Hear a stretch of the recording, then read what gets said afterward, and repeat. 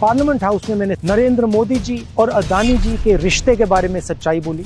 हिंदुस्तान के धन को किस प्रकार लूटा जा रहा है, यह सच्चाई पार्लियामेंट के रिकॉर्ड से मिटा दी गई। बिना एक्सपीरियंस के कोई भी बिजनेस शुरू करना और उस बिजनेस में देश के सबसे बड़े कॉन्ट्रैक्ट उठा लेना, प्रधानमंत्री जी ये जादू सिर्फ अदानी जी के लिए थे। नवंबर 2018 को प्रधानमंत्री नरेंद्र मोदी की अध्यक्षता में केंद्रीय मंत्रिमंडल की एक बैठक ने पब्लिक प्राइवेट पार्टनरशिप के तहत 6 हवाई अड्डों को प्राइवेटाइज करने के प्रस्ताव को इन प्रिंसिपल अप्रूवल दे दिया। फरवरी 2019 में सरकार के नजदीकी अडानी समूह को पीपीपी मॉडल के तहत लखनऊ, तिरुवनंतपुरम, जयपुर, अहमदाबाद, मैंगलोर और गुवाहाटी में 6 हवाई अड्डों के विकास, संचालन और रखरखाव का कॉन्ट्रैक्ट मिल गया। ये खबर ध्यान देने वाली इसलिए है क्योंकि अडानी समूह के पास हवाई अड्डों के संचालन या प्रबंधन का कोई पिछला अनुभव था ही नहीं। ये कहानी मित्रकाल के कब्जे राज की है। एयरपोर्ट पर कब्जा, पोर्ट पर कब्जा, रोड पर कब्जा, डिफेंस फोर्सेस पर कब्जा, मीडिया पर कब्जा, कोयले पे कब्जा, बिजली पर कब्जा और पूरी तरह भारत सरकार पर कब्जा। पार्लियामेंट हाउस में मैंने सच्चाई बोली। नरेंद्र मोदी जी और अदानी जी के रिश्ते के बारे में सच्चाई बोली। हिंदुस्तान के धन को किस प्रकार लूटा जा रहा है उसके बारे में सबूत देकर मैंने सच्चाई दी। यह सच्चाई पार्लियामेंट के रिकॉर्ड से मिटा दी गई। मेरे रिमार्क्स एक्सपंज कर दिए गए। ये देखिए रिश्ता।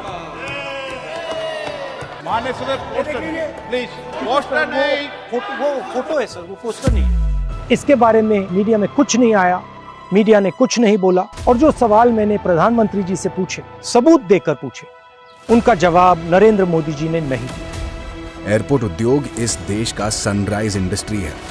हमारी राष्ट्रीय सुरक्षा की दृष्टि से एक बहुत ही महत्वपूर्ण उद्योग है। देश के हवाई अड्डों पर नियंत्रण का अर्थ है देश के संसाधनों के एक बड़े हिस्से पर नियंत्रण। ये है एयरपोर्ट्स का अदानी द्वारा असली कब्जा।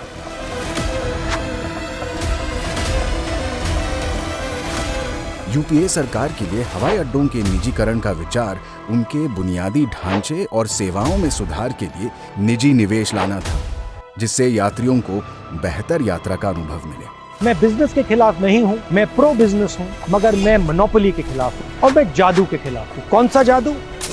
609 से 2 का जादू, 4 से 14 का जादू, 0 से 6 का जादू। वो कहते हैं ना, हर किसी को मुकम्मल जहां नहीं मिलता, ये प्रधानमंत्री के फेवरेट मित्र पर लागू नहीं होता। उन्हें जमीन, समुद्र, आसमां सब कुछ है मिलता। एक व्यक्ति जिसने एयरपोर्ट कभी नहीं चलाया, जो एयरपोर्ट बिजनेस को समझता ही नहीं है, उसको हिंदुस्तान के सबसे प्रॉफिटेबल एयरपोर्ट पकड़ा दिए गए। सरकार झुक गई और अडानी समूह के पक्ष में नियम बदल दिए गए। कॉन्ट्रैक्ट के लिए बोली लगाने से पहले और बोली लगाने के बाद हवाई अड्डा क्षेत्र में पूर्व अनुभव की आवश्यकता को खत्म कर दिया गया।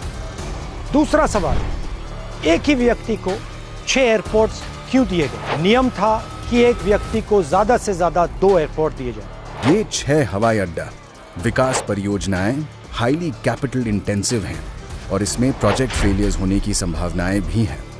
और यदि कोई परियोजना विफल होती है तो विफल परियोजनाओं को लेने के लिए अन्य सक्षम बोलीदाता उपलब्ध होने चाहिए। एक और सवाल, जब यह निर्णय लिया गया, airport authority of India, unions, finance ministry और नीति आयोग सब ने ऑब्जेक्ट किया और कहा कि यह निर्णय गलत है। इनके ऑब्जेक्शन को किसने ओवरटर्न किया और क्यों? जो कंसेशन 30 साल का था उसे 50 साल का क्यों किया गया? और जो रेवेन्यू मॉडल था उसको क्यों बदला और किसने बदला? आखिरी जादू, मुंबई एयरपोर्ट, हिंदुस्तान के एयरपोर्ट्स के सोने की चिड़िया।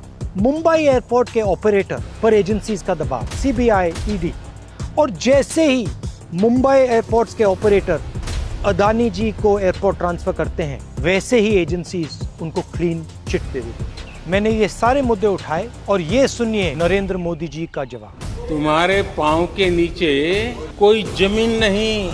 कमाल ये है कि फिर भी तुम्हें यकीन नहीं। प्रधानमंत्री जी ने शायद दुष्यंत जी कि कविता की अगली 2 पंक्तियां नहीं पढ़ी। मैं बेपनाह अंधेरों को सुबह कैसे कहूँ, मैं इन नजारों का अंधा तमाशबीन नहीं। सच्चाई बोलना, सच्चाई का सामना करना हमारे देश की हिस्ट्री, हमारे देश का इतिहास है।